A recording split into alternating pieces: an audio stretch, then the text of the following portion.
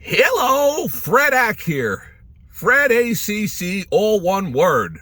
Alrighty, so it is Tuesday, March the 11th. It's about 11:30 a.m. East Coast time. First up, I'd like to thank you all for being here today. I think today's is a much needed posting for those of us who are in this for generational wealth. Alrighty, so first up, it is March the 11th, 11:30 a.m. East Coast time. Xrp is at about $2.11, a smidgen under, but I usually use the higher number. Why do I put these things out there with the date and the time? So people don't say, well, the guy comes on here after the thing runs, or after the game wins, or after the stock moves, or whatever. So I post the date, the time. Today we've got notes. Big notes. I need the notes, otherwise I'll forget what I was supposed to talk about and miss out on something that you may need to know about. Once again, it's not financial advice, just the ideas that are swirling around in Fred Ack's head. Alrighty, let's get right into all this here. So, first thing I have down here is that if half of the chit-chat about all the XRP stuff is even close to true, or even a quarter of it, look out. This thing's going to be going a whole lot higher. Let me explain to you why I think that. Of course, you have to make your own decisions. You don't want to sell out on the weak knees when you get shaken out. And there's been a downturn to the stock market. Last I peeked, it was down over 500. For today, there's been a lot of bloodletting going on short term. From the day trader standpoint, you can make note of this. Probably in the next day or two, Wednesday, Thursday, Friday, there's going to be a bounce back because things get oversold short term. Doesn't mean in the big picture. Long term, meaning a week, 2 weeks, 3 weeks, a month, 2 months, 3 months, 6 months. It's not legitimate. There might be more of a sell-off. But usually there's this thing, what do they call it? The dead cat bounce. It's partly self-fulfilling because so many people out there are watching for this stuff. So they'll see the market start to rally. And there's two different fears going on. The fear of missing out and the fear of getting out. Oh my gosh, it's going higher. I got to get in it. You got this fear. I can't miss out on it. And then there's also, when it's dropping down like this, the fear of, what do? I got to get out. I got to get out. Hit the sell button.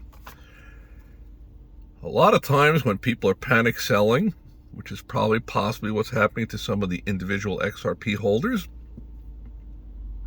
it's the best time to buy. About 10 hours ago, I was actually going to step in and purchase another 1,000 or 2,000 XRPs just for a short term, just grab $1,000 profit. It was under $1.96, $1.97. I was like, oh, this is probably going to see $2.15, $2.20 within the next 20 days.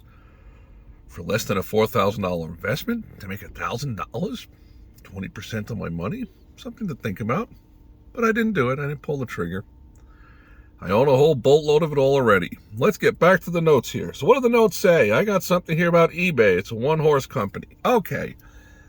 I've probably alluded to this in the past, but when you have certain stocks, companies like Colgate-Palmolive, Procter & Gamble, they own many, many different products. Toothpaste, toilet paper, this, that, that, that. So if one product is not selling, they're going to sell the other stuff. So that particular stock, bad news on a certain product or good news on a certain product, it's not going to move it up that much or down that much. It's a pretty stable company that just grinds along. Whereas when you have a one-horse product, a one-item product that you sell, like I'm going to use eBay as the example. eBay sells online stuff. They tried to branch out because their growth levels had stalled out about 30 years ago. They were like, how can we squeeze more lemon drops, meaning money, out of the equation? Well, we'll buy PayPal. We'll make it mandatory that everybody purchase everything that they purchase has to go through PayPal. And we'll charge 5% for that or whatever the percent is. But they are vulnerable to an outside entity stepping in and saying, what if Microsoft or some other big group or Google stepped in and said, you know what, we're putting $3 billion, we're starting our own online platform similar to the eBay thing. eBay would take a direct hit, the stock, because it's major competition. They're not insulated into many different areas. Carry that analogy over to the XRP world. Sure, there's thousands of these crypto things out there, but I personally believed, and when I looked at it, that XRP is the one that's cutting edge. They've got the team on board, all the players, they have the resources, they have everything lined up for them. But again, these are one service companies. So when they take a hit, they all tend to take a hit. Now, somebody out there about 10, 12, 15 days ago was starting to talk about Bitcoin, how it might have run its course. Who was that? Oh, it was Fred Ack. Yes, you go back, you look, you'll see. I mentioned about BlackRock. They'll put on a show over here that says we're investing $100 million in mining companies. And in reality, they're pushing it all out the back door. Personally, I think when I look at the big picture, the metrics of it all, the Bitcoin thing, it ran away and it got way so big in price that how do you dump that off to all the little people, the suckers, you and me, the everyday people? Sorry to group you into that group, but that's who we are. Got to be realistic. The everyday Joe Schmo who goes to work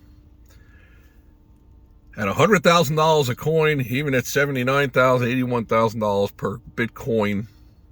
Yeah, I know it's broken into pieces, but it got too high priced. So how do you unload all this? Kind of like they did with the CMOs, the collateralized mortgage obligations. On the one hand, major companies knew these things were garbage is the wrong word. They were packaged together, selling them as prime, as filet mignon. Meantime, there was hamburger meat stuffed in there, and it was not prime. A lot of grizzle and stuff. Prime mortgages were mortgages that the person put down $400,000, bought a house for $500,000, borrowed $100,000, plenty of equity there, a lot of safety. No. They had thrown in there the pulse mortgages, the ones that people got. They put down $3,000, $4,000, $5,000, $8,000, bought a $250,000 home, borrowed the rest, then walked away from it.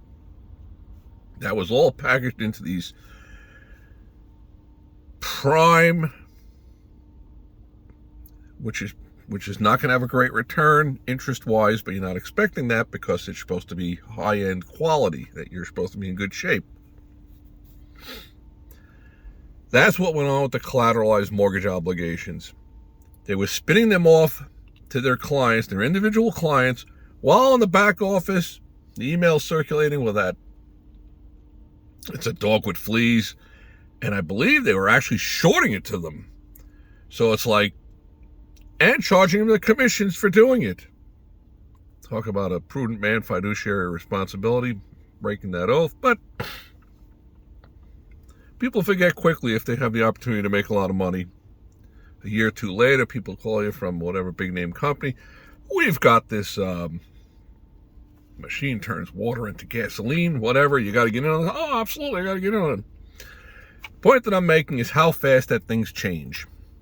Things can change quickly, really quickly, in the crypto world. As another analogy, kind of an example, because of technology, internet, cell phones, if there's an ocean liner that's taking on water and it sinks in the Indian Ocean, within 10, 12, 15 minutes, the whole world knows about it. The rapidity, the speed that information moves and changes, is fast. That's how fast things can happen in the XRP crypto world. That's my belief, just my thinking. So that's why I'm standing firm. Yeah, if I picked up 2,000 10, 12 hours ago on the run-up in the next couple of days, I'd probably sell those too because I own a whole lot of it anyway. Alrighty, let's get back to the notes here. So, things can change quickly. Another good example was America Online, the AOL chat. Everybody, they had the foothold on it all. They had brand name recognition. I think they were charging like $34.95 per month. That noise, you'd connect to your AOL. This is 35 years ago. Young people are like, hey, I'm in the chat room. I'm talking to these chicks and these guys and blah, blah, blah, blah. All the bells and whistles. Then along came Net Zero and competition. Pop, pop, pop, pop, pop. Very quickly, things changed. $29.95, $24.95, $19.95, gone. Everything's free. That's how the evolution of technology moves things. So that's how quickly the XRP technology can change overnight, quickly. Like I was saying, ETFs, when they come along, when you get this hit piece, this SEC hit piece that I believe was designed to slow XRP down. When any of these things happen, wham, liquidity is going to come in. People are going to start playing the game. And I have to start showing all of you who subscribe how to understand the level 2, the drafts down, the drafts up, the different poker games that are being played. There's a game within the game. Very, very interesting concepts to grasp. And I will try to go into them. I'll go into one right now really quickly. Let's say that you're sitting there watching your Quotron system, and you can see on level 2 that there's a constant bidder for a certain stock at $53.12. And you can see the size. The size is constantly re-upping. They're there willing to purchase. Let's go with 80,000 shares of this XYZ stock.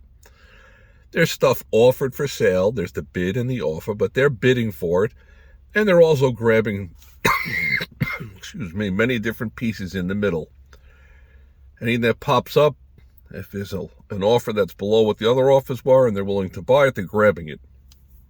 As you see this going on over the course of 20, 30 minutes, an hour, large amount of shares, 10, 15, 20, 30 million shares go through, you got to figure that there's some entity out there that's taking a large position in this particular stock. Your thinking might be at a certain point, let me buy into this, and when it surges up, I'll turn around and offer it out and I'll sell it.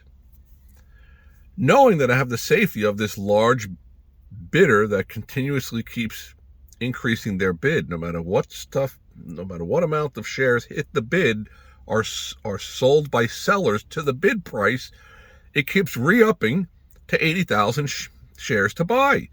So that's telling me that somebody's out there trying to accumulate 15, 18, 20 million shares, probably. So I know that I'm getting the safety of this large entity that's willing to purchase at $53.12. I have a certain amount of safety there.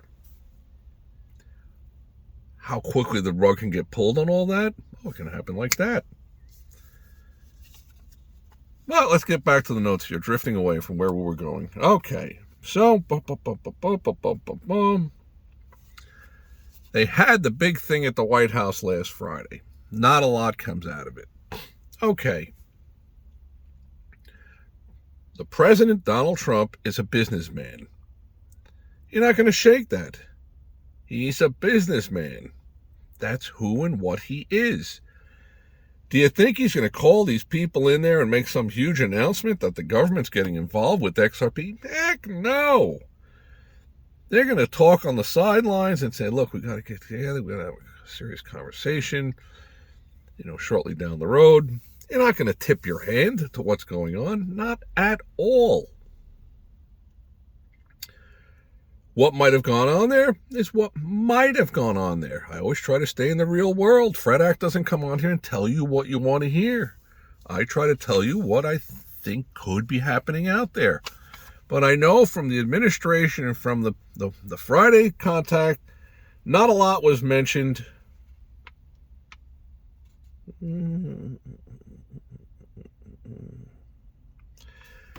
Sure, I wish we all had a cup on that conversation to know what was going on. And then I caught something from one of the talking heads, the ones that have 89,000 subscribers, 300 million viewers or whatever, and I don't, that there was something from 2018 about something about the Ripple company was trying to go after Bitcoin and say negative things about them or something like that. And is that the cause for the downturn on this? Who knows? I know this much. The big money sees opportunity. They create opportunity. If you look at the volume in the last 2, 3, 4 days, very, very light. What does that tell me? They're pushing the price around and grabbing a lot of stuff in between, but not all that much. There's not that much out there to grab. I don't know if there's that many of us individuals who are on board with this, but I certainly recommend grabbing it because at $2.11, your upside potential is huge. Well, one day we'll come back to this and probably say, oh yeah, Fred Ark tried to say that. He was pounding the table. Okay.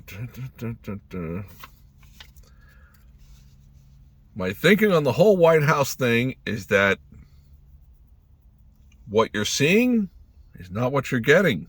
That there's more behind the scenes to all of this. Wake up. Time to wake up. And it's not that I'm waiting for my decoder ring or my admissions card into the Get Smart Club or something like that. No. I just try to be level-headed and try to figure out what's going on here. Volume, volume, volume. That's what I wrote down here. The volume with the price moves are limited. Bitcoin got too big. That's what I wrote down here. It ran. Now who do they dump it off to? It's too high priced. So something's going to become their vehicle for making money. I don't say it's going to be XRP. I think it will be. I am going to say it's XRP. But it might not be. But every indication looks like it's going to be XRP. See what the notes have got here.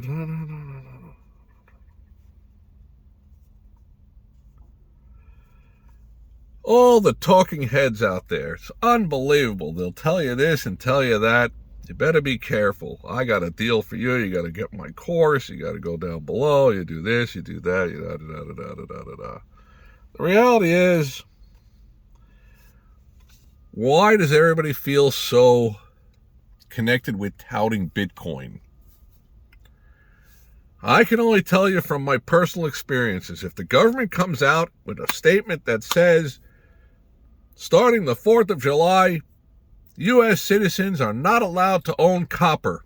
I'm going to start buying copper. Copper futures, actual metal, storing it. Whatever they're pushing my direction, I don't want it. It's kind of like when you're dealing with little kids and you're like, oh, I hid the coin in one of these hands. And you're like this. Which one do you think it is? The smart, you take that one in the back. Why are they keeping it away? What are they doing? Gave you a little prediction on the bounce back in the next day or two. Wednesday, Thursday, you're probably going to get a bounce back to the stock market. The overall market, the S&P 500. A very short-term trade. You could probably jump in, make a little money. Another different issue. When they get to the ETFs, sure, you got $30,000 in your account. You get 3-to-1 leverage. You got $120,000 intraday to buy things with. At $2.11, or let's say it's at $6, you could buy 20,000 XRPs at $6. And if it makes a move up or down 10 cents, you just made $2,000. Those days are coming, but you're not able to hold it overnight. You can only hold 30,000 if you're on margin, 2-to-1 margin. You could hold $60,000 of it. So once 4 o'clock comes, bing, bing, bing, bing, bing, and they ring the bell, you got to be out by then. Otherwise, you're stuck in the aftermarket. Will there be that much liquidity in the aftermarkets? Quite possibly. These cryptocurrencies trade 24/7. Christmas Eve, New Year's Day, there's movement on these things. That ETF is going to be a game changer. Exchange traded funds. There'll probably be a certain amount of a development of connected at the hip with the overall move of the market, when the market is up, when the market is down. Going to a day trading axiom here. When you're looking to get involved with something at this time of the day, you're looking for everything to be lined up on your side. You want the Dow, the NASDAQ, the S&P 500.